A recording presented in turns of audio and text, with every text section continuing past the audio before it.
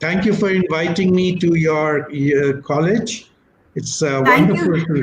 Thank you. We should be thanking you actually for giving consent and coming online today, giving your time.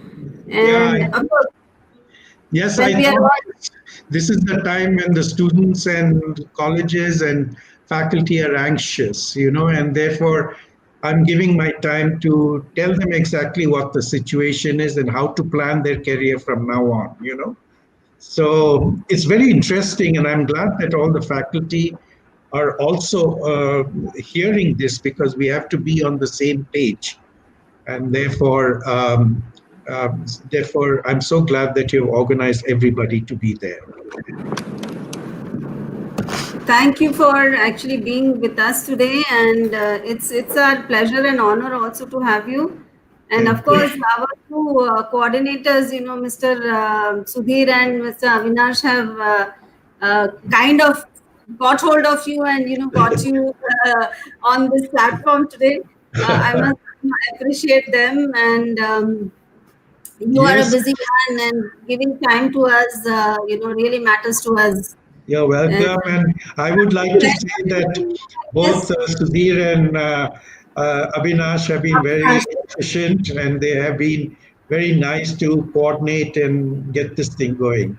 So I'm very thank grateful to them also. So, but we would like to tell our viewer, welcome our viewers, and Yeah. sir, madam. And I would like to tell my viewers that we are having sir with us. Sir has already, before describing sir, I would like to tell, sir has already received a award in Rashtriya, as a Rashtriya Guru Award. Sir has also achieved Rajiv Gandhi Award of Excellence, Best Citizen of Indian Award, International Intellectual Achievement Awards. Sir has also got award in many other fields like International Status Award, Excellency in Hospitality Service, Sri Ram Award for Best Management, and sir is no other than Dr. Sudhir Andrews with us. And I believe a lot of us, when we started our hospitality career and we have started studying and referring to books. So, if I remember, there was almost 11 hospitality books written by Sir, and which we can, being Indian, which we can afford. That was the time when most of the books are from foreign author, and it was very expensive, and it was hardly. It is very difficult for us to afford. And thank you once again to Sir for making these books available for us. Sir is graduated in English literature from St. Stephen's College, Delhi, and Sir also has done MBA from IIM Ahmedabad. Sir started his career from corporate head and human resource of Oberoi Hotels, and uh, I just want to emphasize on this that Sir was the part of the setup of OCLD, Oberoi Hotel School, as a director, and he later moved to human resource of ITC Welcome Group, and Sir has also start Welcome Graduate School of Hotel Administration in Manipal, Karnataka, which is in Bangalore. Then Sir was there with us in Institute of Hotel Management Catering Technology in Pusa, and also part of National Council of Hotel Management. Sir also helped for opening and setting up new hotel management colleges. Sir spent 15 years in Dubai as a director HR of prestigious hotel chain, Group Vice President HR for multinational Arab company. Sir was Dean of Hospitality School at IMT Oxford Brooks. Sir was also part of Ecole Hotelier Lavasa as a Dean Academic, which was set up in collaboration with Ecole Hotelier de Lausanne, Switzerland. What we are having CLF and QLF program in National Council right now, which is also tie up with Lausanne. And if I'll speak on Sir's thing in a very short phrase, I can say Sir is the father of hospitality education in India, and I want to once again welcome Sir in this platform, and we are very proud and honored to have you with us. And I'm short of my words. Thank you so much for accepting our request, and thank you, madam, for warm welcome. So uh, before we start our today's webinar, the webinar is on planning careers in digital age and after COVID-19. Definitely, it's very tough situation. The students which are live and the faculties, it's very difficult for us. And I know having sir with us, will have a idea and we have a vision for future, and will be more clear and will fight hard with this pandemic and will come ahead. Over to you, sir. Thank you very much. Thank you very much, Sudhir. Um, Before I start, I'd just like to load my presentation, if I may, and then we can talk. Sure, sir. All right. Okay, it is shared, and you said application window.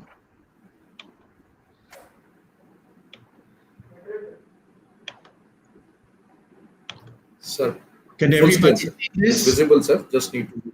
Okay. A very good Yes, sir. It's morning to visible. all of you.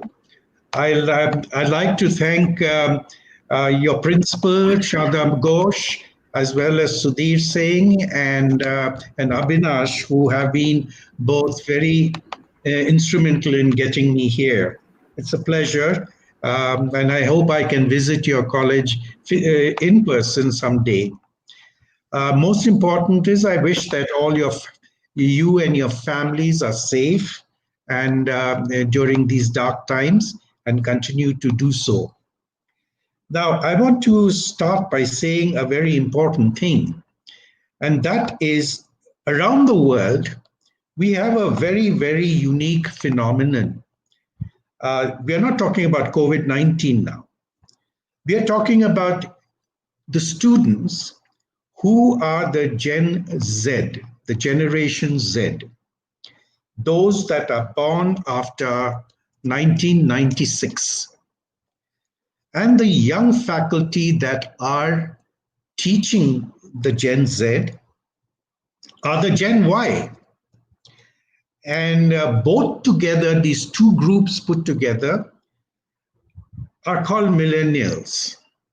So the world is now it's come to a watershed where the past has gone and there is a new breed of techno savvy students and faculty and other people, young generation of people who are now in saddle, okay, and they are now going to expected around the world to change the way we live, the way we work, and the way we play.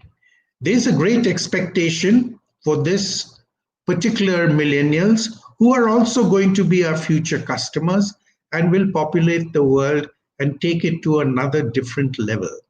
Now that technology has also come, people are going to be. It's very good that the students are tech savvy because they will be able to navigate themselves through this technology that is being introduced at a very brisk pace. So, what I would like all the students to realize is that you have a very big responsibility on your shoulders because the expectations of the world is that we are going to be, you are going to change and bring change for the better. Okay. So let's start. Having said that, I would like to start. You know, before the COVID 19, I used to go to various universities and colleges and talk to students in huge auditoriums, okay? And I used to ask them one question. We are in the digital age. What is digital? And to my utter surprise, nobody could answer this question. They said it's technology. They said it is all sorts of things, you know, it is numbers, it is all that. So I want you to first understand when we say we are in the digital age, where are we? What does it mean? Okay. So what is digital? Digital is the transaction of information and business from screen to screen. I'll read it out again because it's important. The transaction of information and business from screen to screen. As a matter of fact, what we are doing right now is that I'm talking to a screen and you are receiving me on a screen. This is a classic example of digital. Now, what is going to happen in our world in the near future? I mean, it's already started. Let's put it this way. We are going to be communicating and doing business via screen to screen dialogue. Okay. So when you order from Zomato or Swiggy or one of these food platforms, what you're doing is you're ordering on screen and it is reflecting on another screen, and the other screen is responding to you and telling you how much time it will take for your order, and you can follow also the person who's delivering your food. Okay, and you are able to get through to that. Now, so this is a very, very important thing that you've got to understand. Our world is going to be screen to screen. Even your education from now on is going to be online. Okay, so obviously you must have already experienced that, but it's going to be more and more in that mode that we are going to be into online, and that's a great thing because both the colleges have a great opportunity to expand their base on online education, as well as the students to also manage their education in a way that suits them between their career as well as their education. Now, the mantra of the digital age is two words: disruption and innovation. Okay. Now, these words may seem very, very big. It may seem very complicated. It may seem very ominous. No, not for you people. Yes, in my generation, maybe, but not for you. Because disruption, though it's a very big word, it's a very simple activity. What is the activity? The activity is that looking at things around you at home, at play, at college, okay, at home, and asking a simple question: can it be done in another way? Can it be done in another way? So let's look at some examples, okay? Look at this bulb in the picture. The bulb always used to look like this. Okay, at least in my lifetime, it was always like this till somebody thought about it and said, why should the bulb look like this? Can it be done in another way? And yes, they did it in another way. So you suddenly had these neon lights, and you had the Swiggy lights, and you had all sorts of circular lights and all sorts of sights. Okay.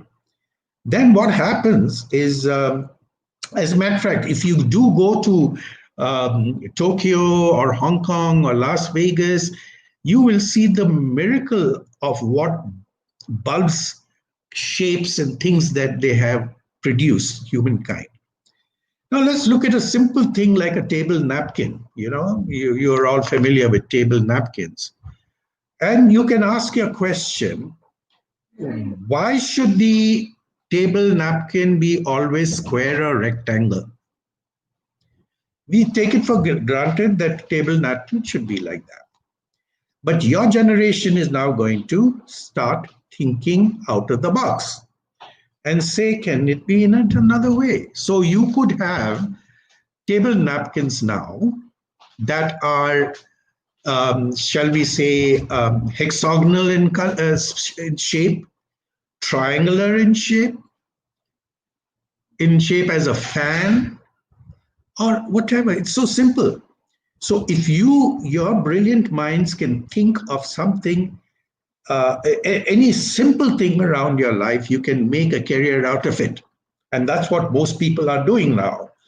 They are just taking simple things, making it easier for people around the world to navigate their lives or whatever it is by just asking it a simple question, can it be done another way? So, what I'm saying to you is that your life from this moment onwards, forget the past. And we are now going to talk in this particular talk about the new future way we are going to do things. So please clear your minds and start looking at with a fresh view. And if you are not following these principles that I'm trying to tell you, you're going to be outdated. Okay, so let's all be on the same page and think of being creative with our minds, and don't think we are not creative. Everybody is creative. Okay, so and just ask the simple, can it be done in a different way? And that can be an innovation for you. That could be your business. Okay, now let's go to some realities out here. This was a study done by in 2016 by the World Bank.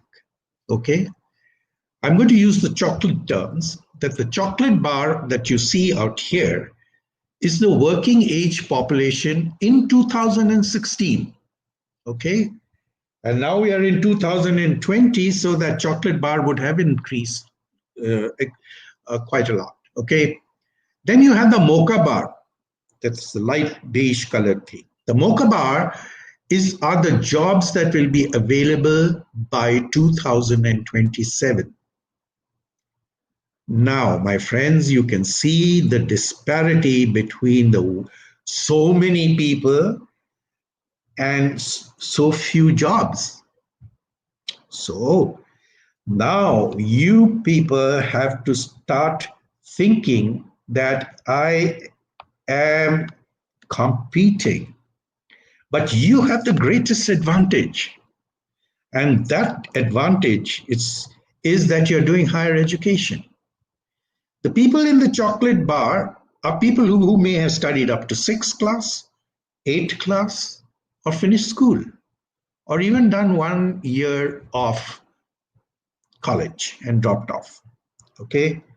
But you are got the blessings of the Almighty, and your parents are able to put you through higher education.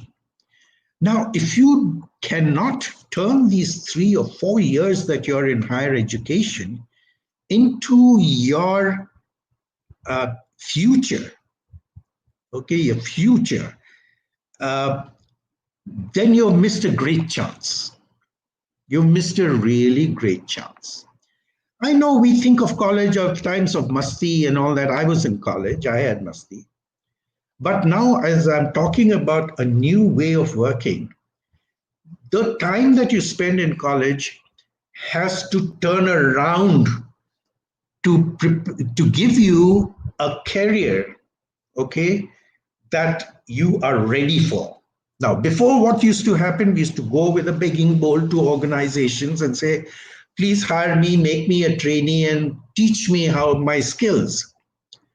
Hotels will not do that anymore. Just understand this. Hotels want students who can plug and play. That is, they have got a skill and they can deliver from day one. So they are not going to be spending so much money in training you. You have to train yourself within this college time. Okay, this is the very big change that is happening.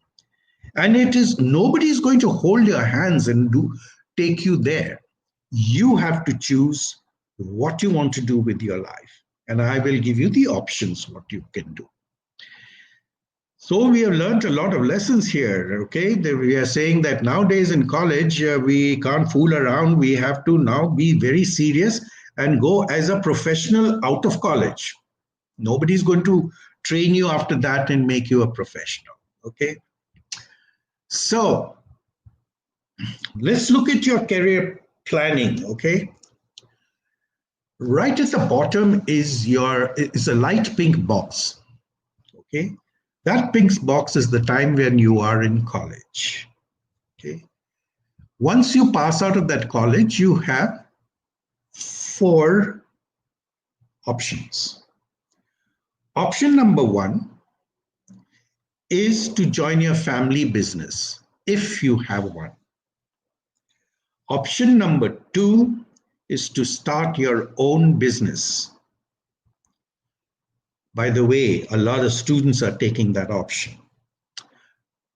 Option number three is to take up a job. And option number four is to go for higher studies.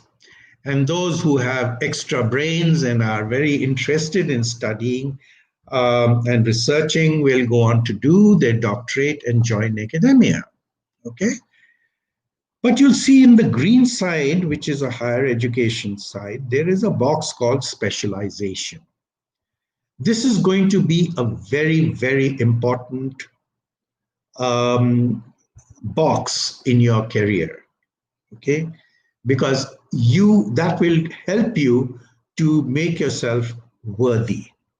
Okay, now let's come to the blue box, which is taking up a job. All of us want to have a job. Okay, and you take up a job, mind you, you are ready and you've got a skill, and nobody's training you there. You're ready to plug and play, and but you will see below that green line connecting the darker thing, which is a time when you have to re-engineer yourself. Okay, that is only 11 years. That means by 35 you're also already being considered outdated, and you're already being considered as a veteran. So the organization system is going to eject you. And therefore, you will now have to think of what to do. So from that mocha bar, it's very possible that you are thrown into the chocolate bar. Okay. And I will tell you how far you can take yourself in the mocha bar, and how far you can, and what you have to do in that eventuality that you have to be thrown into the chocolate bar. Now, why would they do this? Why would they say after 35, you please, thank you very much? It's because technology is changing so fast that by the time you reach there, unless you are updating yourself, upgrading yourself constantly, it's possible that you will get outdated. Now, the thinking of organizations would be that I would like to take students from the colleges, catering colleges, because they're young and they come with the latest knowledge and the latest skills. Okay. And also that they, being young, they have a lot of energy, a lot of ambition. So, and we want to keep a very young team in our workplace. Okay. In my time there, it was like from a cradle to a grave, that kind of careers we could have. They really cared for us in terms of even when we were getting old. But in your case, the organization want to keep their working teams young. All right. So keep this in mind. So what happened, it's quite possible that you will be ejected. But you can continue if you want to, but you will have to move out from the branded hotels and the fast moving hotels and things to the unorganized sector, where there you do have budget hotels, you do have guest houses, you get some beautiful hotels on the highways now. They are almost like palaces, with children's playgrounds and all that. And you could then continue there because they will take time and they may not have the resources to upgrade themselves with technology.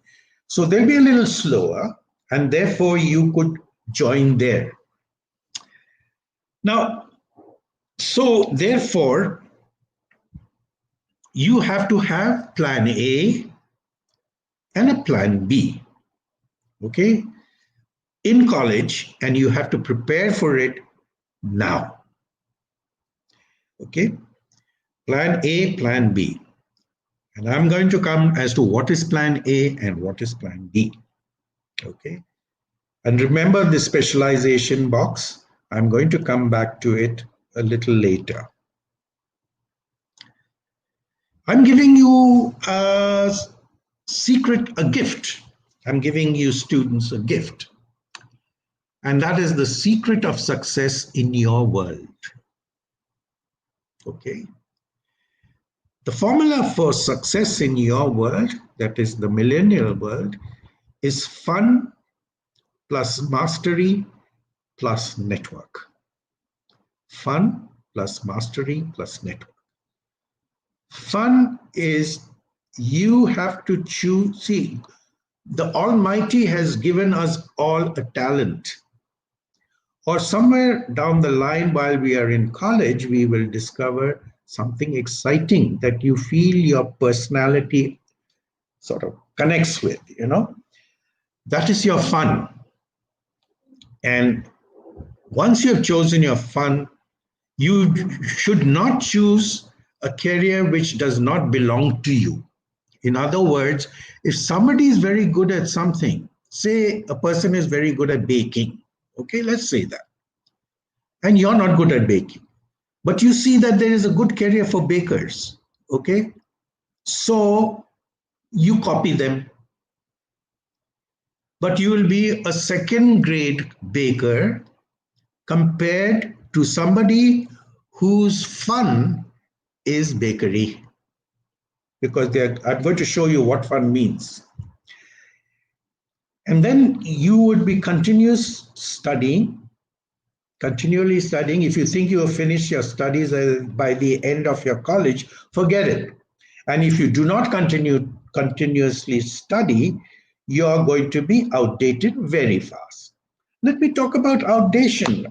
You know, on my mobile, every second day there is update coming.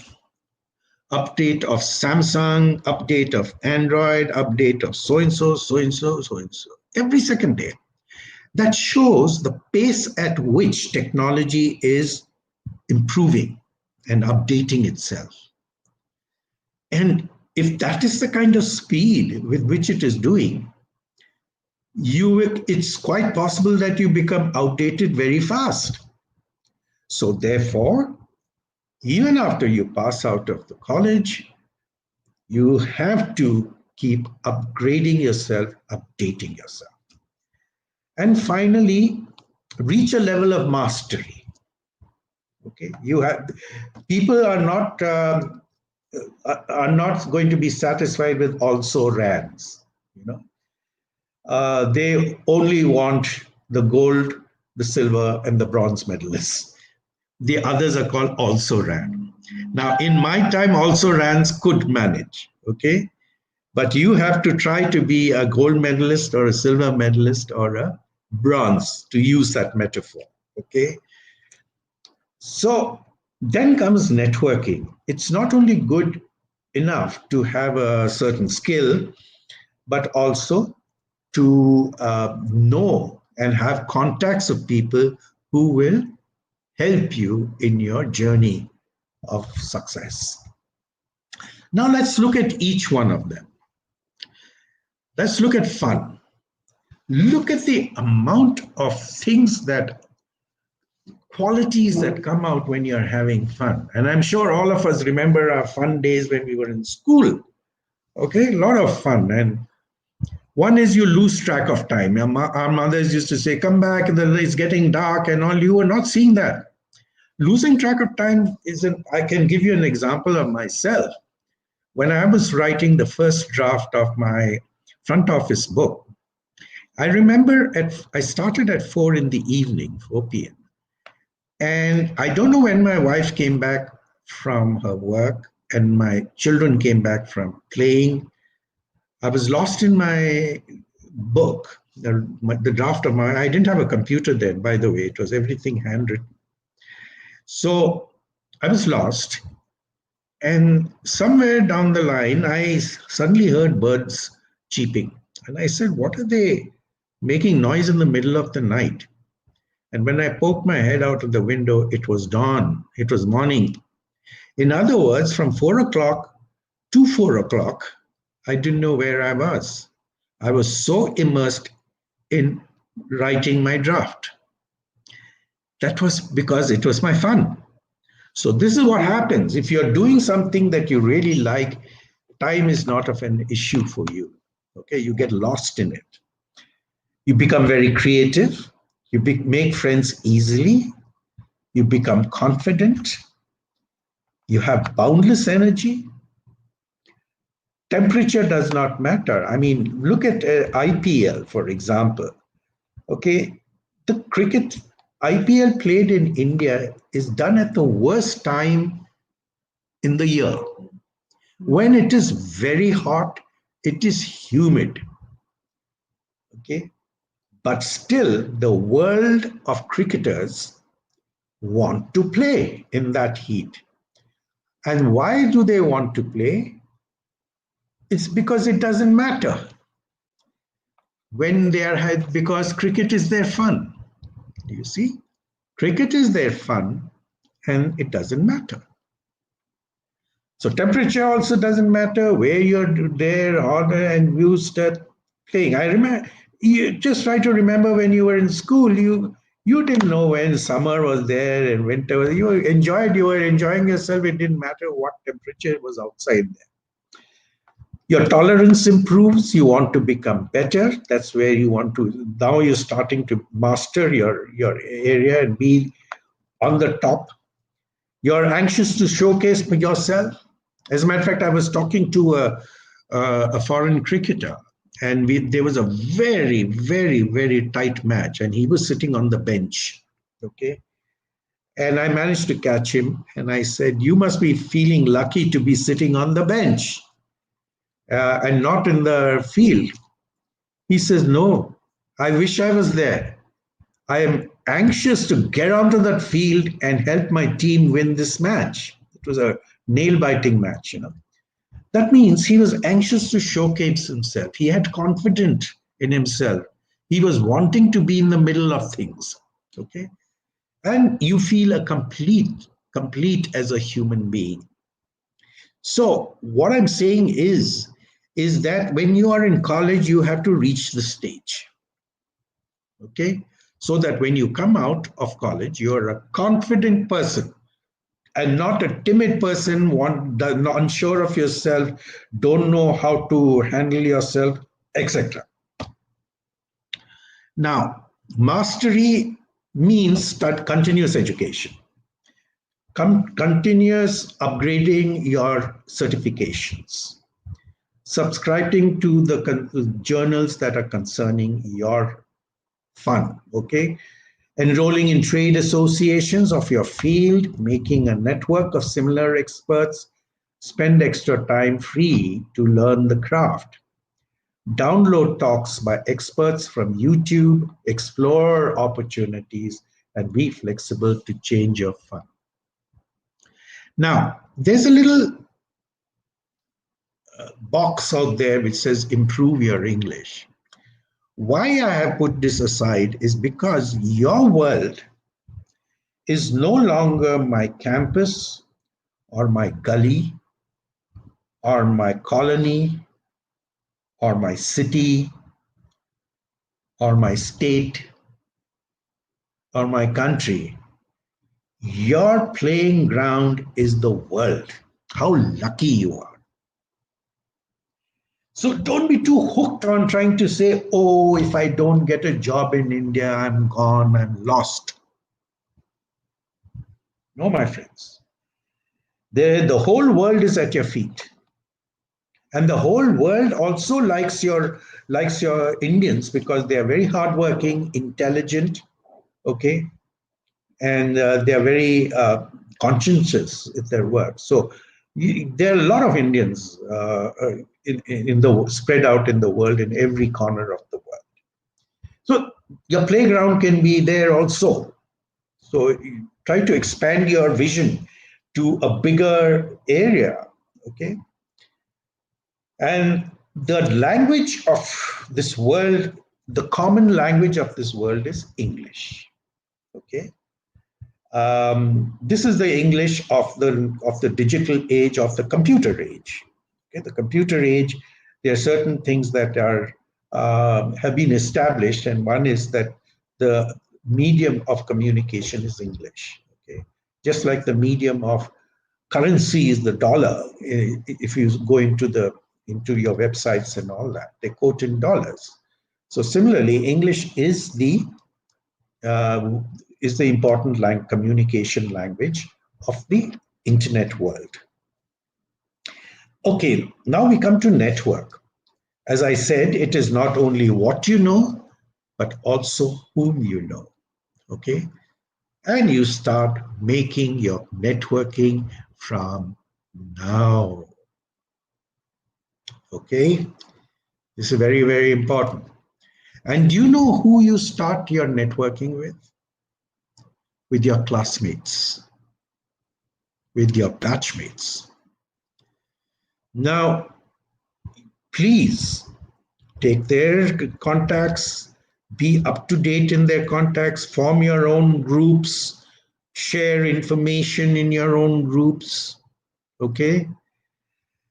Because there is going to be quite a few of you in your batch who are going to be great people, maybe you also. And when you are great, you can help your other classmates and you feel like helping your classmates. Or if they can't give you a job in your dark time, maybe they will be able to give you connections where you can go and further yourself. Now, why is college time so important is because this is the age of innocence. The innocence is that both all of you are in the learning mode. You're witnessing each other's failures. You're witnessing each other's joys. Okay, you're witnessing faculty pulling you up. Okay, and also your principal awarding you, recognizing you for something that you have done. So this kind of witness at a time when you're not having malice, you're not having that kind of thing. You find it a way of life that, okay, I'm making mistakes and I'm learning. Okay. And that bonding that takes place lasts forever. So I know, and now I'm talking from the other side, a person who's reached at the other end, that when a choice is there to employ somebody, I would rather employ a friend whom I knew in my school or college days. This is the reality. Okay. There is trust. There is a bonding. Okay. So start your network immediately with your batchmates and continue for the rest of your life. That's the core of your networking. Of course, you will start networking with all the people who are going to further your particular skill, your particular career.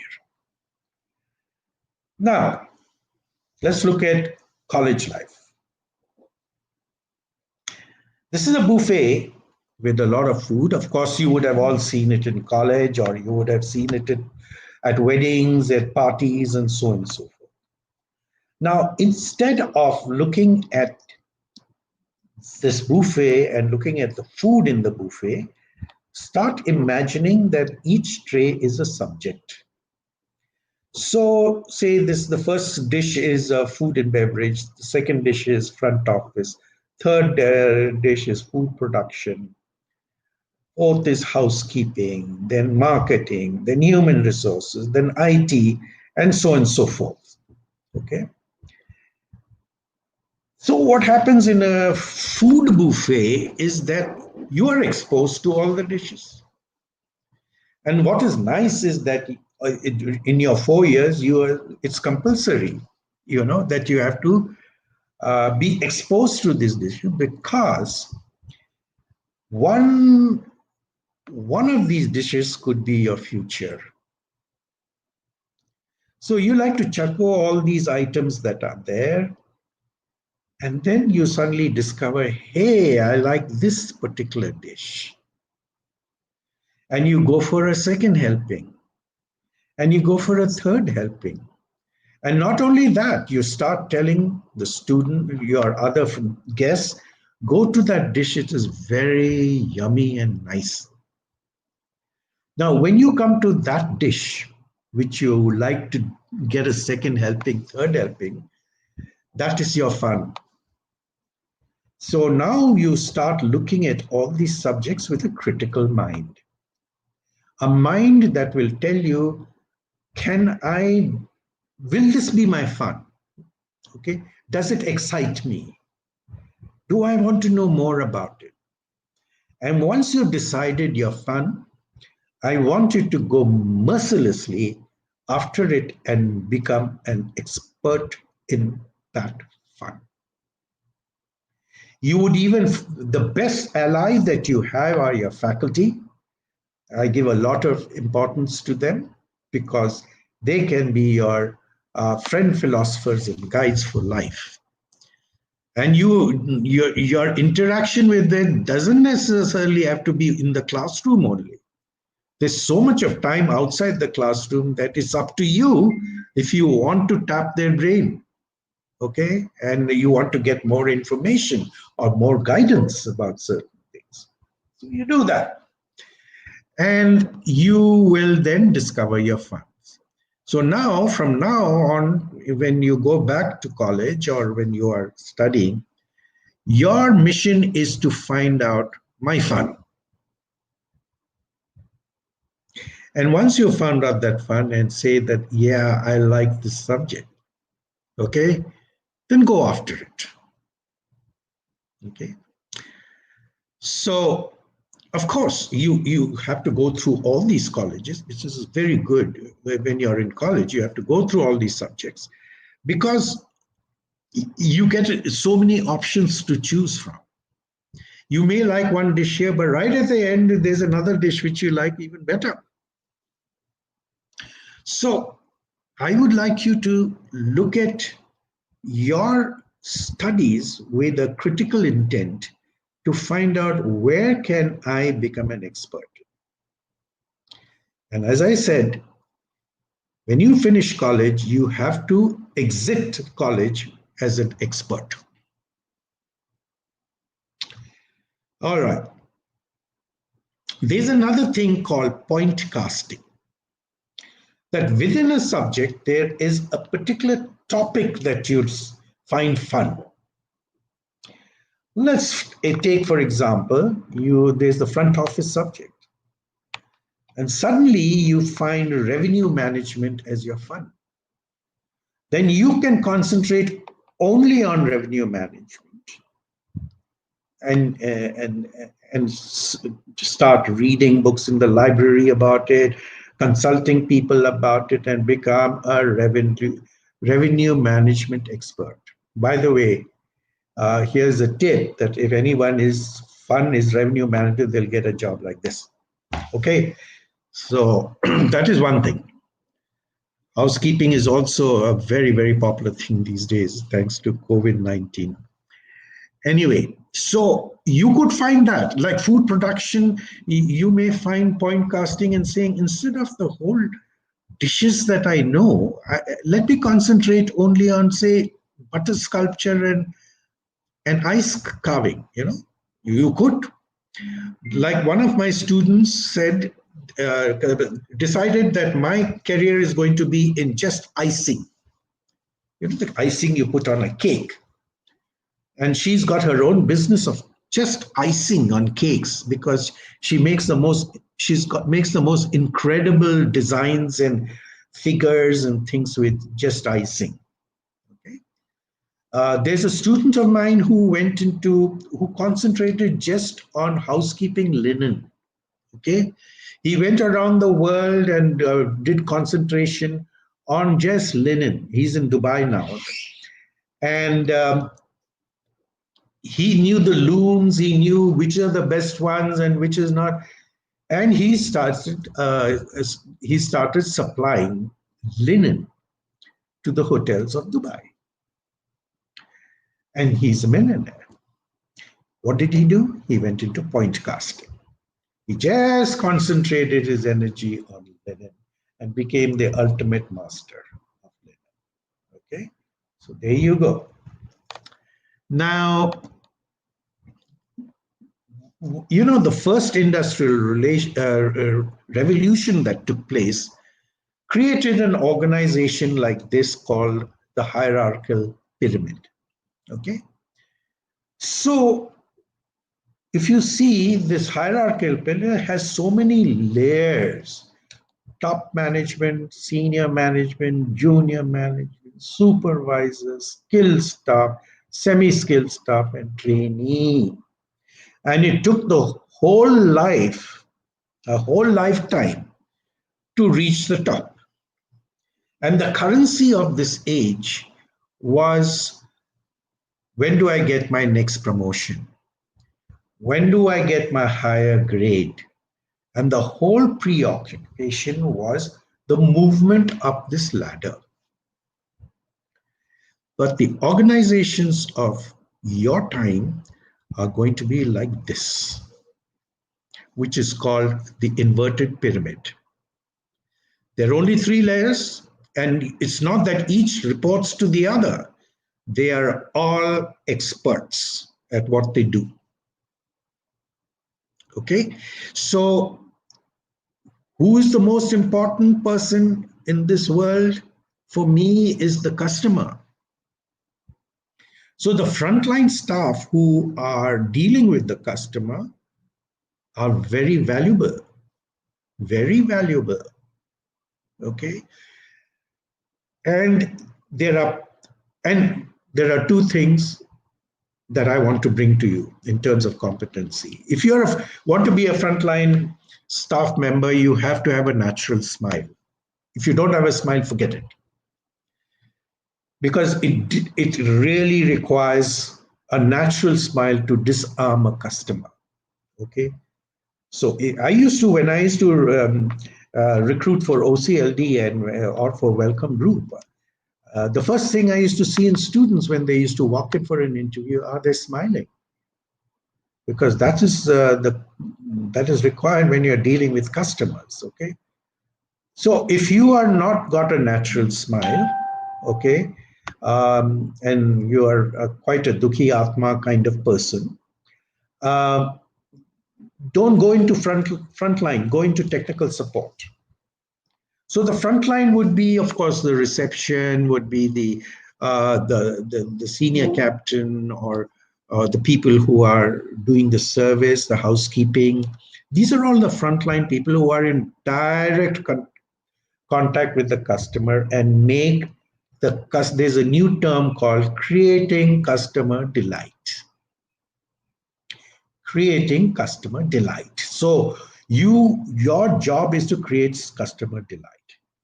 So the smile is the first competency. There are a whole lot of competency, but I'm going to mention some because of time.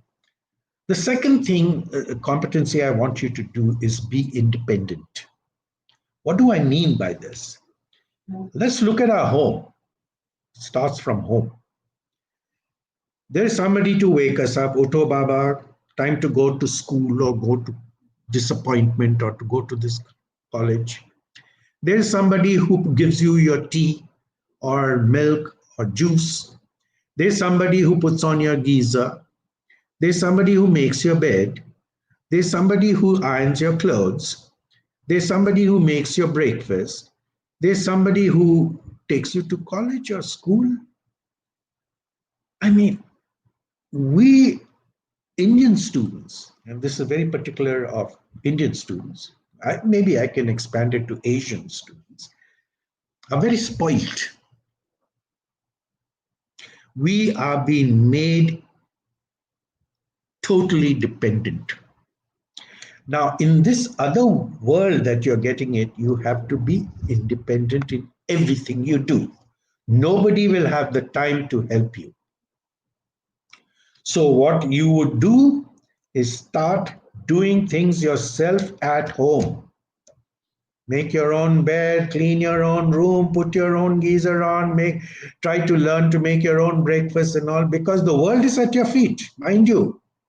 And I know a lot of my students who had trauma going abroad, they were very happy and this and that.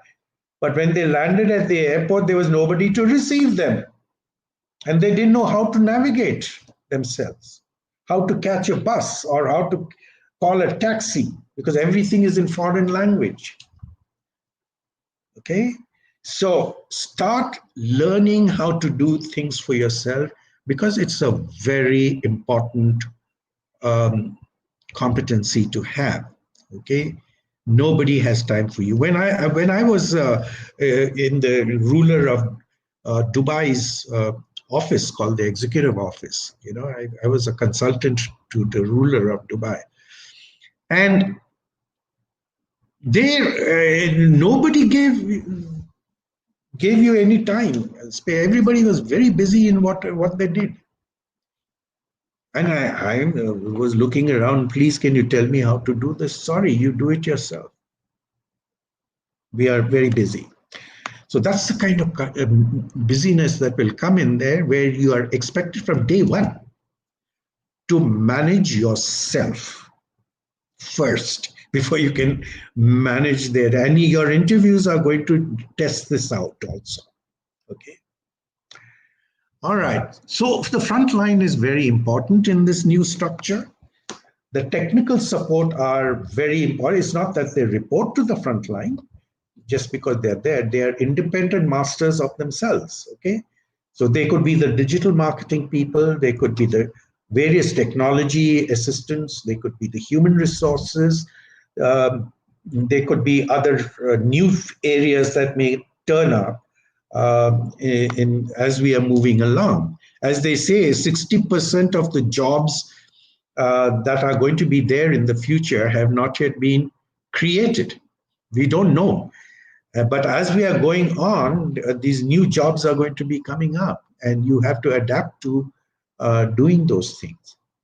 And finally, leadership. Everybody want to be Anko manager, banana. Rubbish. No managers are there. That's the old industrial revolution thing.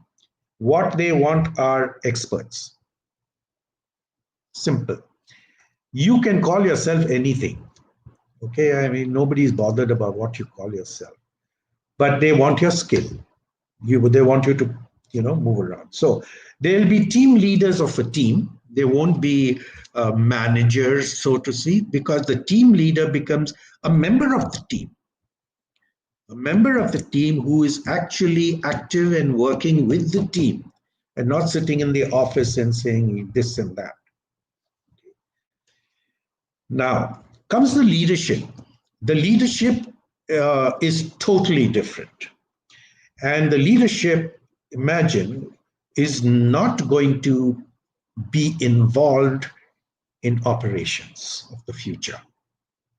So if you're talking about hotel, the general manager is no longer a general manager, and he's no longer going to come from the ranks into there. He is going to be a business manager, and that leadership role will be given to MBAs, because their roles are totally different. What this leader would be is, there's a new concept in leadership, and that is called servant leadership. Servant leadership is not that I become a servant. No. This leadership, what he or she does is to provide the resources to these people, not interfering in the operations, mind you, because each individual is independently handling their own skill and contribution to the organization.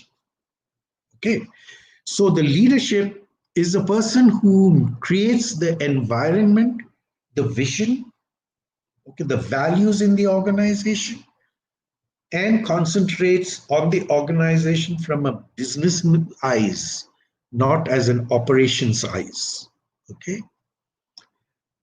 in my time, a lot of GMs came from the ranks. They were very good at wines, and they were very good at all different cuts of meat and all that we learn in college. But no, they have to be managed. So here is a chance for all you students. If you want to be in that space, then you would go into higher education and do an MBA after your college here.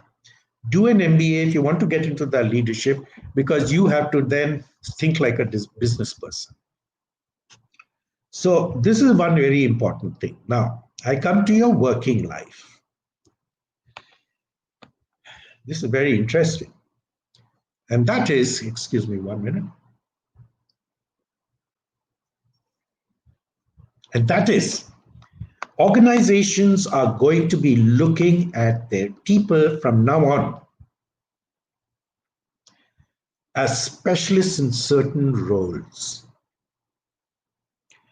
So just like in cricket, you want to have a specialist right-hander opener, a specialist left-handed opener, a one-down person, a middle order batsman, wicket-keeper batsman, all-rounders, which means multi-skilled, and not only multi-skilled, they're good at 2 or 3 things. Okay, and similarly with the bowlers. Okay, so what happens is, the first thing they are going to see is which slot can they put you in. And if you're not an expert by the time you finish college, you cannot find your place out there. Nobody is giving you time to learn while you're a part of the team. Okay, you have to deliver when you're part of the team. So it's going to be like that. And you see 2 blue words out here. One is talent and workhorses. The talent are the people like Rohit Sharma, like Virat Kohli's and Dhawans of the world, who contribute the maximum to the team's welfare and progress. Okay, every third innings they are coming with a big score, and then the others, or even the one down, also comes down as a very special person. Like Rahul Dravid was one of the best one downs, or even Mohinder Ramanath. So this, and of course, wicketkeeper batsmen are Dhoni is the best that we know of. So there you go. I mean, you have to produce results every time. And then you have with the workhorses who will give you 20 runs here, 30 runs there, and get out. Maybe make a 50, maybe in their lifetime make even a century, but they are the ones who keep the wheels going. Okay? So the thing is with talent is that you can name your price. If you have the talent, you can name the price. So therefore, all our top talent people are millionaires today in cricket. Okay, they're millionaires. You take any field, you go to basketball, you take to football, they're all dealing in millions. And our cricketers are millions too. That is because they have a unique talent. And that's why I say choose your fun, because your fun is your talent, okay? And that talent is the one that's going to get you money.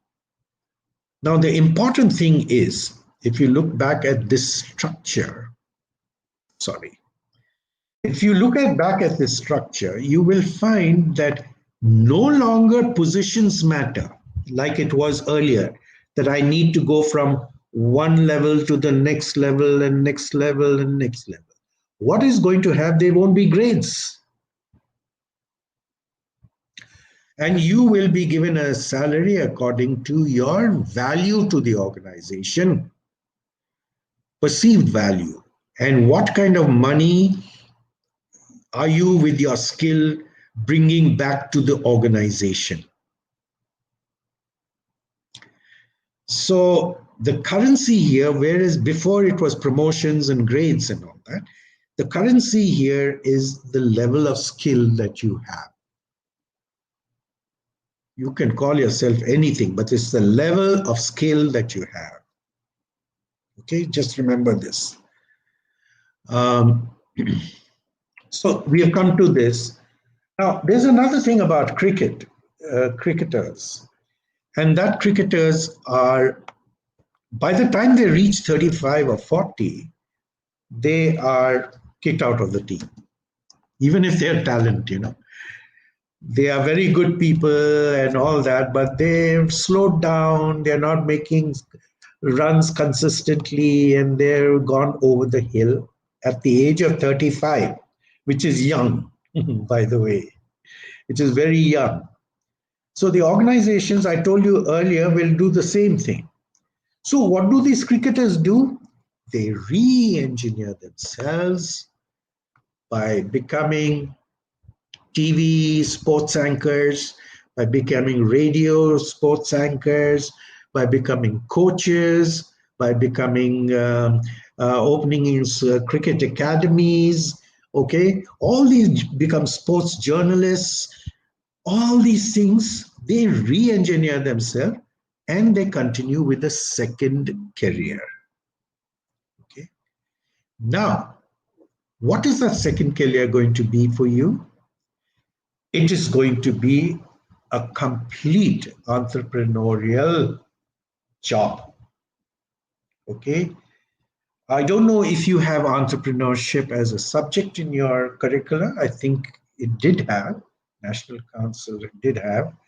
But that subject, whoever takes that subject, must make sure that all you students walk out with a real live business plan.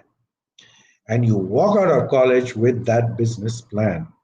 Wet it out, real stuff. Do your market surveys. It's mostly not theory, it's mostly of actually developing a business plan.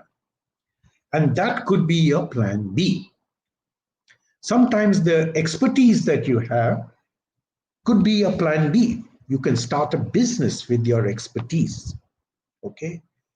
Just like this girl who, one of my students who made her business on just icing. And there's another girl who made her business on this one. She liked Thai food. And she went and you remember that green box? She says, I'm not taking up a job now. I'm going to first become a master. So she went into that specialization and went to Bangkok and actually learned Thai food free, without salary and all, with original Thai people, seeing all the ingredients. Now she's coming on TV and she's doing demonstrations and she's opening her own restaurant. That's the model you're going to have. So this is your plan B. So we have the plan A, expert, plan B, businessman. Okay, I've come to now the job scenario after COVID-19. And I'm sure that all of you want to know what will happen. This is what is going to happen. Let's look at what it has done to hotel operation. What are the priorities of hotel operation? What has COVID-19 done? It has raised the importance of health and safety. And not only that, it's not only health and safety, it is health and safety is a very nebulous term, You have to show physical evidence of it. Just like when we had the Taj terrorist attack, all the hotels started having a protocol whereby they were checking the cars for bombs at the gate, under the car, in the bonnet, in the dicky, and they were showing that we care. We want to keep you safe. And then when you went to the portico, what happened is they used to screen you through something, okay, and then your baggage was screened. And that was another protocol to show that we care for your safety. Now we have another frankly, I've been telling the industry you can do away with that because we have a new terrorist, and that is COVID-19. So should change all that to COVID-19 operations, SOPs. So instead of having checking the car under, have that remote thermometer and take their temperatures and see if they're coming into the hotel with the temperature. Okay, and then they have other gadgets. I'm not going into it because paucity of time. I would rather hear your questions actually. Then another important thing that came out of this COVID-19 is physical distancing. So people who are coming to the hotels now don't want to see too much of staff. When in the norm before COVID-19, we went into overkill of staff. Everybody was breathing down to give you a good service. But now they don't want people around. So just keep that in mind. They have to, because the government has not assisted the hotel industry. They have not, especially luxury branded hotels, have not got anything. The governments in their tranches of 20 lakh crores had given tranches to MSMEs, they've given tranches to migrants, they've given to MNREGA to include many people who are without jobs, to give them money, to put money in the poorest of the poor. And hotels is viewed as a luxury. Okay, so there is no money coming to them. The maximum is that the in the unorganized sector, some people have started their own business like a bed and breakfast, or have started their own guest rooms and things like that, or even independent hotels. They may come under MSMEs. They discovered that the MSMEs, the hotel industry was not included, but now they have included those people. Um, Thanks to the Minister Nitin Gadkari, who is overseeing the MSMEs. Okay, but the other hotels where you want to take a job, the branded hotels, no. So if they don't have money, they have not been making money. So what are they going to do? So what they're going to do is have tremendous cost effectiveness. And they will keep low inventories, low people levels, low energy consumption, okay, fewer rooms. They won't open all the rooms. They will have only first floor, second floor for starters. And then the protocol also of health and safety was they're not going to allot adjoining rooms. They're going to allot one in every 3 rooms. That's the protocol. So fewer rooms. So therefore, they have to make food according to fewer rules. They are going to start with just one restaurant only. This is what I recommend. They start with one restaurant only and sort of see whether how it is going, and bring in all those protocols in the restaurant also. There's a whole lot of things they do in the restaurant. And they will have now lean staff who will have unique skills. Those specialist batsmen and bowlers. So how do you see if there are going to be fewer people, you have to be somebody who's adding value to the organizational operations under a very lean structure. Then staff care. Because, I mean, employees are also humans, So the hotels have to care for them too with certain protocols. They, of course, all the staff will be wearing masks and gloves and all that, and badges to say we have been screened and certified and all that. But they have to have these frequent checkings. Every hour, they have to check those employees, have quarantine rooms, have tie-ups with hotels that if my staff has protracted COVID-19, they will be sent to that hotel immediately.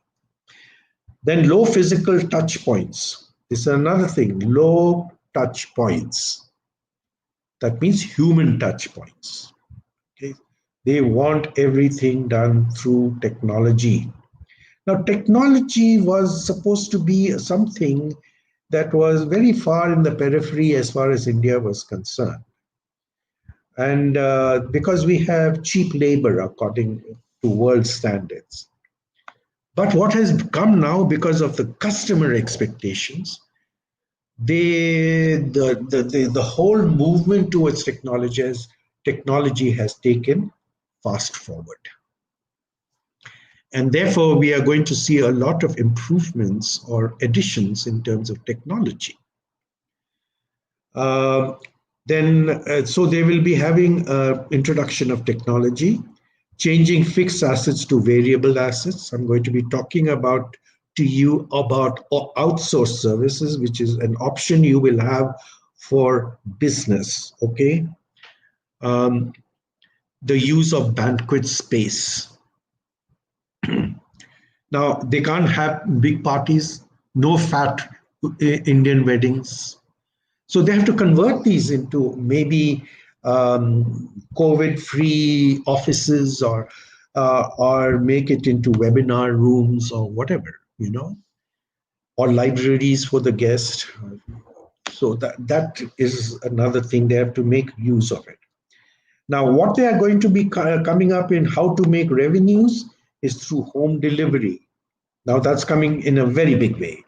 Home delivery by hotels. Before it used to be one restaurant who is doing home delivery, but now hotels are going to be doing home delivery of gourmet food.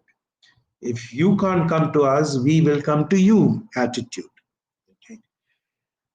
So they're using home deliveries. They're going to use drive-throughs. I think you understand what is drive-throughs. That means a car drives up to a window, you place the order, and the window and the food is given through that window to you in the car while you're waiting in the car. So those are drive-throughs, and catering to corporates is another thing that they are planning to do. No big weddings, no big those kind of things. So these are the constraints the hotels have come under after COVID-19. So now we have to look at ourselves. I'm being very honest and frank with you, okay? I don't care if you're feeling sad and bad and all that, but you must have the right attitude as to what to do now, okay? So if they have got these kind of terms that are coming, we have to now plan as to what do we do, okay? Now, when you are in college, there is no question but to walk out of this college in your studies with a unique skill. You have all-round knowledge, of course. You have all-round knowledge because you have studied all the subjects. But from that all-round subject, you have found your favorite dish, your favorite subject. And that subject, you have worked very hard to make it a skill. But now there's a thing further than the skill, and that is a unique skill. I'm going to be showing you a clip shortly to show what I mean by unique skill, okay? So, unique skill. Then there are soft skills. Now, it's good to know about the soft skills, improve your communication, like your English, I told you earlier, team building, teamwork, how to do problem solving, how to do various other things, in terms of body language, that they all come under soft skills. So you need to have. Now, why am I asking you to have these soft skills? Is because the soft skills are valued by other industries. So your job doesn't necessarily have to fit into a hotel industry. And I'll give you a list of industries that you can go into a little later. And the third thing is, I told you, you improve your entrepreneurial skills and walk out from the college with a business plan.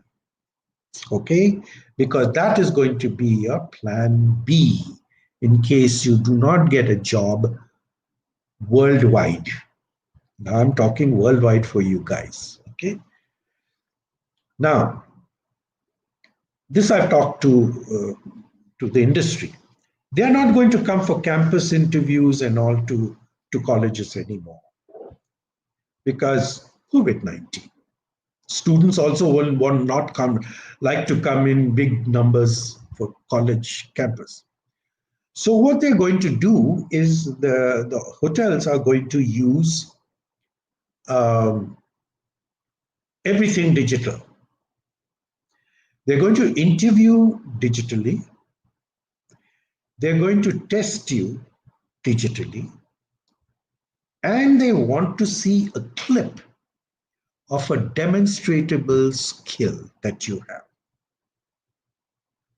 So you have to produce a short clip, which I'm going to show you. What I mean by a short clip, I will show you just. You have to do a short clip, which will be your passport to go get a job, where you will show yourself what skill you have. And they will decide whether the skill is going to be important to me. Will this earn revenue for me? Will it add value for me or not? Okay.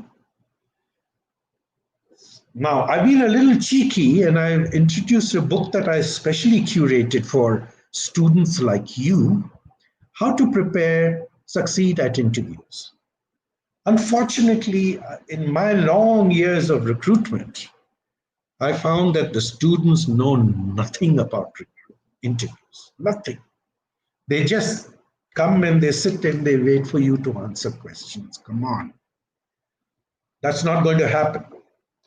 You think you, because it is this, I can just get out of bed, comb my hair and take an interview? Forget it. You have to dress properly as though you're going for a regular interview. Because the interviewer may just say, please walk back and show me your full length. And by Joe, if you're having pajamas and chappals underneath, you add it, okay? So you have to look professional. You have to look the part. You have to look the part on screen for yourself. You may test it out with your family members, with your friends, as to how do you look and answer in other things. So please go for this book. It's available in Amazon.com. And a lot of students have already taken to it because it has been specially made for students like you because of my long association with students. Now, I talked about transferable skills, and these are the outside industry transferable skills. Like you could go into hospitals, they value hotel management students, into retails and malls, airlines, guest houses, highway motels, cruise lines, cinema halls. Okay, here are some of the things industries you could go out of into. Within the industry, you could go into food courts, catering services, resorts, restaurants and bars, own guest house, own B&B, food journalism, or academia and research. Here are some choices that you have for transferable skills. So if you're not getting a job in the hotels, look somewhere else. Look at they want students, and that's where your soft skills kick in. And you won't come as a nurse or something. No. You will go as an administrator. Okay. As a matter of fact, the managing director of Apollo Hospitals is a student of mine. He chose to go to the hospital as his breakthrough, and he reached this position of a managing director. How lovely, isn't it? So there you go. Now I'm going to give you a blink of what the hotels are going to be doing because of COVID-19. What they're going to do is concentrate only on rooms, and they are going to outsource all the other functions. It has happened already in my travels. I've seen Dubai is everything is outsourced. And when I went to Paris, everything was outsourced. When I went to London, everything was outsourced. When I went to Toronto, everything was outsourced. Calgary, everything was outsourced. And LA, everything was outsourced. Las Vegas. So, what I'm saying to you, outsourcing is becoming a very big way of running hotels. And that's going to be happening. Now, that's why the Americans don't call their thing hospitality business. They call it lodging business. In America, their hospitality industry is called the lodging industry, lodging business, because they're concentrating only on rooms. So everything, and they'll create the space and they'll ask somebody else to run a restaurant there or a bar there or events there or spas there or salons there. Everything will be outsourced. So the kind of people they will have will be data analysts, front office associates, who are knowledge workers. It's not like Susie who's in the reception today. They would be normally at the level of an assistant manager, front office people, because they are handling a lot of things through technology and softwares. They'll be operating a lot of software for auditing your operations, for planning, for budgeting. Those kind of roles the front office people will be doing, the customer facing people. But they will be assisted by technology, which will help them to do that. I told you about revenue management, owners of outsourced services, estate managers, because the estate managers now the hotels are going into a leasing business. So you need to have somebody who understands the laws or contracts and how to lease out these spaces to outsource people, etc. And banquet coordinator, I'm using banquet, but actually it is event coordinator, concierge, maintenance engineers, IT specialists, and chefs. Okay. So it's reducing the number of specialists that are coming into the operations point of view. Now, entrepreneurship, I'm going to give you a gift. These are all the outsourced businesses that you can do and be an outsourced person for the hotels industry. And look at if you got cameras, my dear students, take a picture of this slide, okay? Please take a picture so that it gives you all the options that you have. And you can choose which option actually appeals to you. And maybe something could be your fun, okay? Training and development, transport services, security services, staff catering, housekeeping, recruitment and payroll, accounting, advertisement, events, and PR.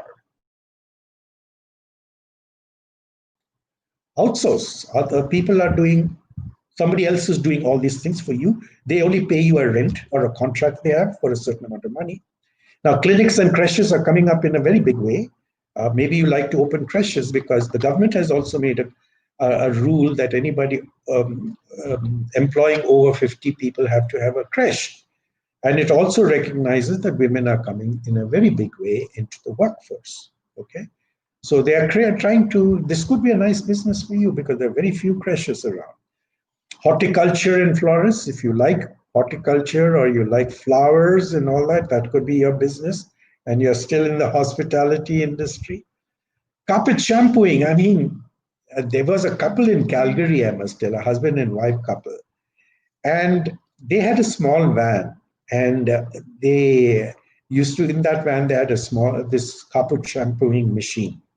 A couple used to go from hotel to hotel, meet the housekeeper, and say, "Do you have any rooms for carpet shampoo?"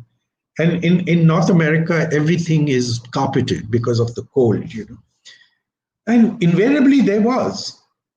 And so the whole day they were busy and they're minting money. Now that is point casting. They said we'll only concentrate on carpet shampoo. Some of you can concentrate on chandelier cleaning or window cleaning or mega complex dynamics. Mega complex dynamics means that tomorrow's hotels are going to be attached to a mall, like the Ambience Mall in Gurgaon, and which has cinema complexes and has shopping malls and kids places and all sorts. Of course, in Dubai, the malls have skiing slopes and all those kind of things. So the mega complex dynamics are there also. So you could give service not only to the hotel, you could give it maybe to the cinema hall, the mega complex of cinemas, cleaning of the cinema halls after a show. It's not that you're cleaning, it's you're going to have a band of people, but you have the knowledge, and you're coordinating them and cleaning them and making your own business. Okay. Now, the best part of all these kind of things is you don't have to have any office anywhere. You can do it from your bedroom and a laptop computer and Wi-Fi. That's the beautiful thing about you all, that you can take orders and things directly from the World Wide Web for yourself. So please, if you have a camera, take the picture of this because you can get some ideas as to what kind of outsourced services. Today, the hotels are not going into this outsourced services in such a big way. They'll be forced into it now after COVID-19. Is because there are not good quality people around. So if you can talk with a hotel that I'm going to work for you, but I would you help me to become an outsourced service to you. This is what Toyota did with the just in time thing with their cars. So they went into vendors who were all outsourced, developing one small part of the car, and they would bring it on time, for the assembly and all that. So that's it, my friends, and I want to show you this film.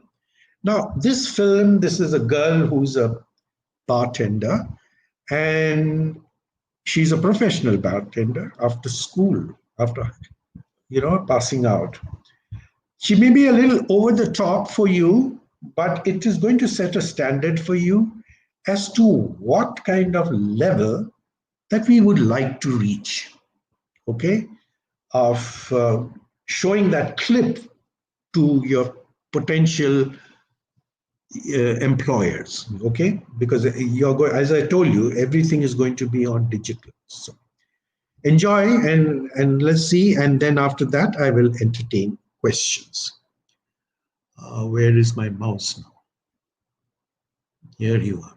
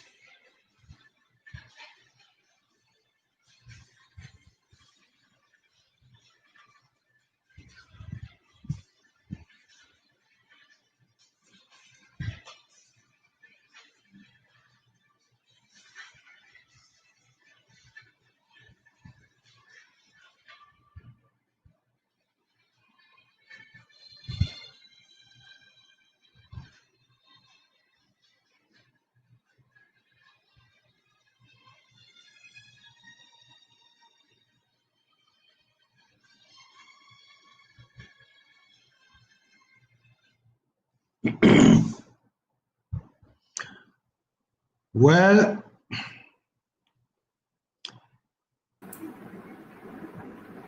So it was an amazing video, sir. I yeah, can see the girl was really enjoying her yeah. work, This is the kind of and the level. way she was doing layering. Yeah, these are the kind of levels that the hoteliers want to see. Not maybe not so elaborate, but to show the confidence of somebody. Now, what I would say to the students, my dears, is that if you, especially to the final year students, okay, who are ready for employment, I would suggest if you have not honed on a particular skill, which is very good, take a year's sabbatical. There's no need to rush into a job. Remember that green box I showed you about specialization? Now use that 1 year to be specialist in something and be very, very, very worthy of being employed. That's what I would think you do.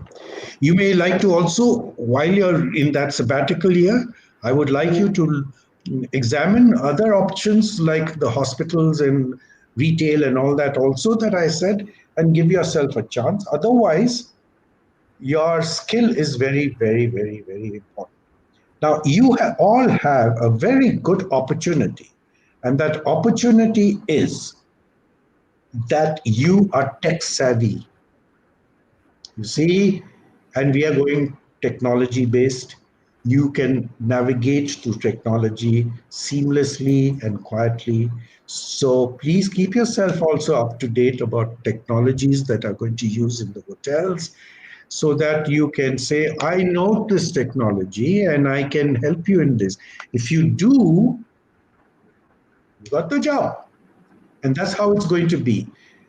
Don't think that jobs are going to come out in a very big way now. Please, they said the GM said yes, we are going to recruit, but the point is, how long are you going to wait, and how long are they going to wait to recover? You know, so I mean, it's everything is in a flux. Somebody says, okay, hotels can open, and then somebody says, no, you can't open. All this nonsense is going on. And still then all their reserves are going, and so I would suggest invest in yourself beyond this. If some of you want to go and do an MBA, go ahead and do that. If some of you want to do a skill, then go ahead and do it. And that is the only way you can find yourself a job when you go there into the industry. Now I'm open to questions. Yes. So we have got a lot of questions. So Lovely, let's lovely, start lovely. with the first question, sir. Yes, okay, So the first question is from Sardar okay, asking, can I stay in this industry with just a graduation degree or I need a PG degree or master's? okay, By Shubham Sardar. okay. Let me tell you all, not only Mr. Sitar, that education must lead to a skill. Okay, education must lead to a skill. So if you're doing any further education, what you're getting now is enough for you to get into a job, frankly, unless you want to do leadership programs, where then now you have to do an MBA to supplement what you know. Okay. But if you are talking just of skills that are hoteliering skills, then you can do it in these 4 years that you do. I mean, you're studying. So I don't think you're forced to do it. If you're forced to, what I would suggest you do is that skill, get a better exposure and get a better hand on making yourself as professional as that lady in the clip I just showed you. And just imagine if somebody, I was a GM and I saw a clip like that, I would give her a job anytime and tell her whatever salary you want. That's the level you have to reach, you see. Therefore, I say to you, yes, if you want to go and do higher specializations, go ahead, no problem. I would recommend that, as a matter of fact. But if you want immediately, then do it within these 4 years and become a master at one thing. Next question, Sudhir. Next question, sir, by Mr. Shomadev Roy. Uh, Mhm. Sir, I would like to ask in this current digital mode, what can be the probable interview rounds a hotel can plan for interview so that a student can prepare him accordingly? You haven't heard my presentation, therefore. What I'm saying to you, my friends, there's no interview now. Let's be frank. There are no interviews now. The interviews will happen, we don't know when. Okay? So I'm being very honest with you and telling you, just give me a minute. My thing is not, sorry, my laptop's charger needed this. So what is needed is, um, there's no interview now. Therefore, use this time to invest in yourself and become an expert at something. And don't think only of muscle. You now are at that stage to convert this education you're getting in in your hotel management school into an opportunity of employment for yourself. You are the architects of it. I can't tell you anything. You plan. Now again, you may be looking for dependency on somebody else to tell you what is good. I'm telling you, I've given you the enough information. You make your decision as to what you want to be and decide what's your fun. I will not tell you. Okay. Next question. So next question is by Divyanshi Pandey.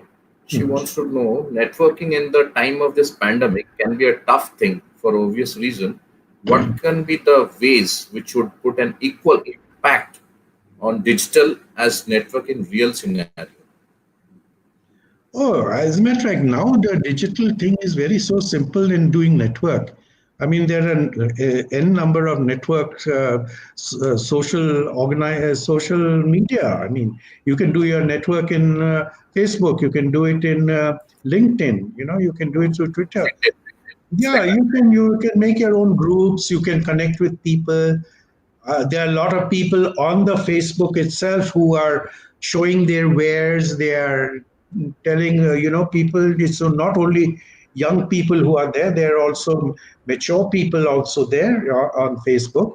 And if you feel somebody can enhance your thing, connect. Okay, connect and add a friend and say that this is what I need. I need your help. Okay, but again, it's very easy because everything is going to be done on digital now. So you don't need to have face to face contact. Yeah. Next So the question. next question is a concern by Upanita Basu. She has shared that the harsh reality of girls making contact in this industry. Whenever I went to strike up a conversation with the staff during my IET, most of them took it in a wrong way. And how to handle this situation? Hmm. Yeah, I'm sorry that Uh, the men Sir, are. I'll just repeat once again. No, no, no, no, no, no, no. I have understood. This is a Okay, problem because right, sir. about women in working. I have a separate presentation on this, but it is a fact, dear ladies, that it is a fact that men are slower in social change. Okay, they're much slower in social change than the women are today. So that is a fact. But you must learn the art. This is called social skills or soft skills. You must learn the art of saying no or letting them know your mind. Okay, that's another skill that you can learn from your lady teachers, how to put it across that if anybody is trying to act funny with me or trying to sort of chat me up, just tell there's a way, a style that you can do. Okay, I can't tell you what it is because I'm not a woman, so you please check with another lady, a more mature one, and she will give you a good advice. But it's a reality for working women. This is one of the things. It's a reality for working women. Okay. Sir, Yeah. now a lot of students have asked a similar question, like Anamika, Datta, and other girls also. They have asked if after this, may I know if it will be fine to join industry and gain some experience first, then go for some higher studies, or in between, or should we go for higher studies first and then join the industry? She's in third year. She already passed out. She is passed out this. She is supposed to be passed out this year, so Mhm. she has this concern whether to join industry or to go for higher studies right now in this See, situation. joining an industry right now is not the right thing because of COVID-19, right? So wait, I said wait, or you can do your higher education um, directly. Now, when we talk about education, higher education, we are only talking about online education. We are not telling you to go anywhere and enroll and then be on a campus. It's not going to happen. So you have to now search for online. You can do it from abroad also. Okay, there are lovely colleges abroad who are doing online postgraduate courses, and therefore you do that. Use that year and a half to do that and become an expert on something. You know? But that young lady should ask herself this question: have I identified my fun? Have I decided what I want to be? Or am I just drifting and hoping for the best, what will come in my way? Okay, so don't be a drifter, be focused. Be focused. Find out what is your talent, what is your interest, and go for it then. This is the time to do it. as a matter of fact, it's a God-given time. We always say we don't have time for various things. This is the time. You've got plenty of time to do a lot of things. Improve your language, learn a new language, also do a online course at your pace. Okay, it is possible. But again, I can only give you a, an idea. What I'm saying to you may not be suitable to you, but I'm giving you an idea. You are the architects, my dears.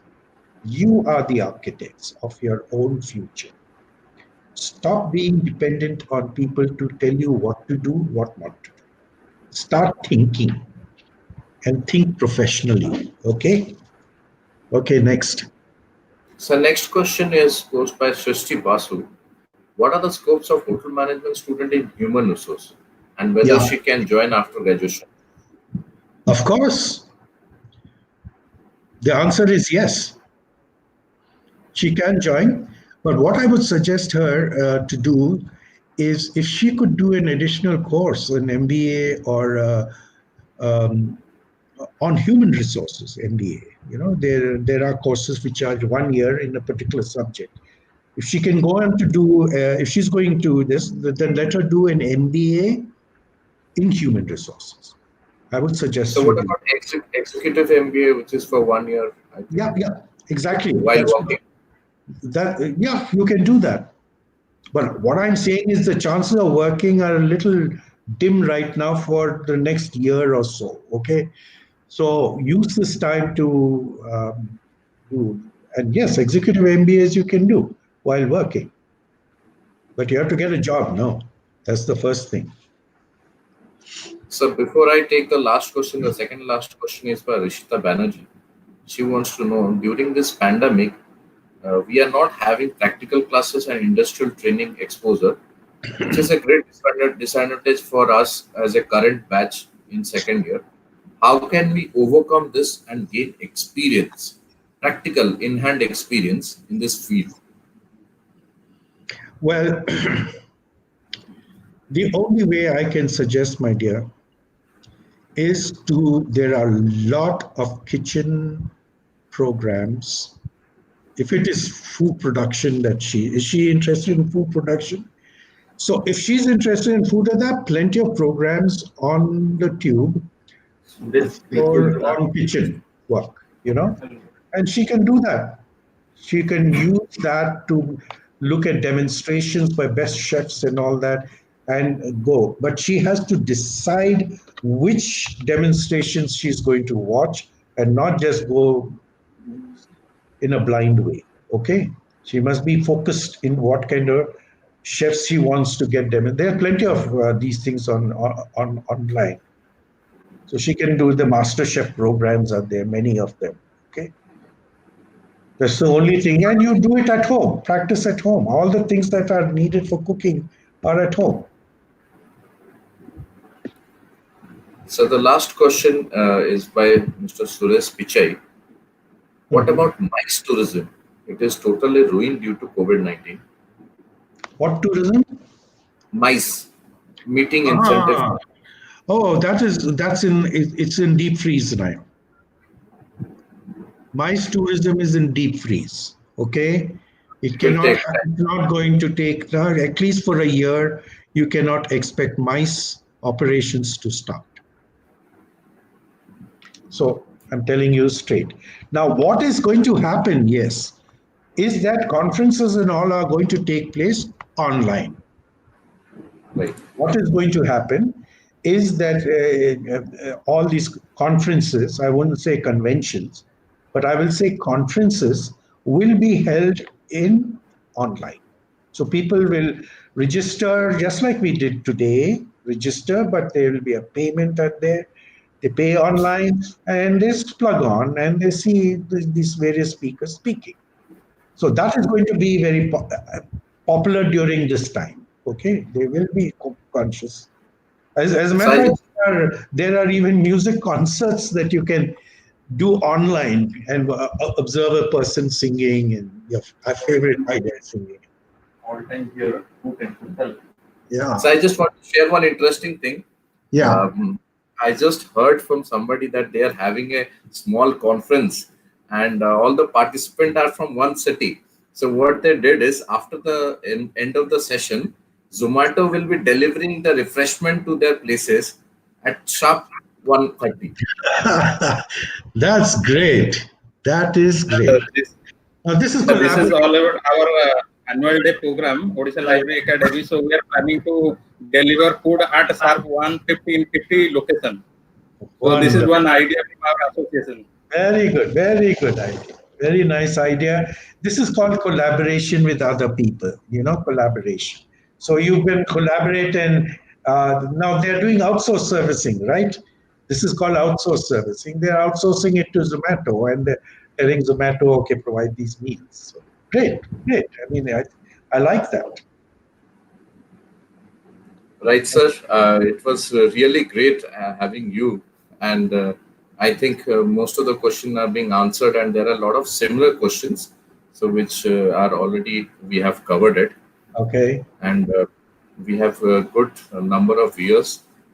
And before we I end our session, I would like Madam to Yeah. say a few words. Ma'am, over to you. You'll Ma'am, have to unmute. unmute you.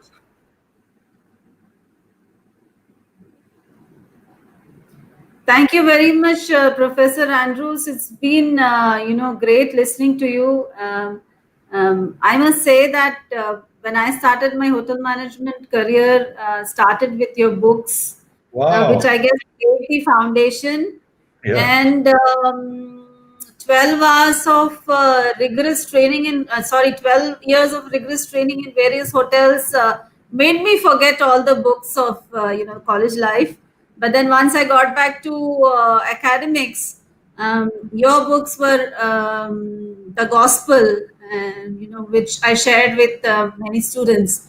And I'm sure that the students, the budding professionals now are making good use of your books.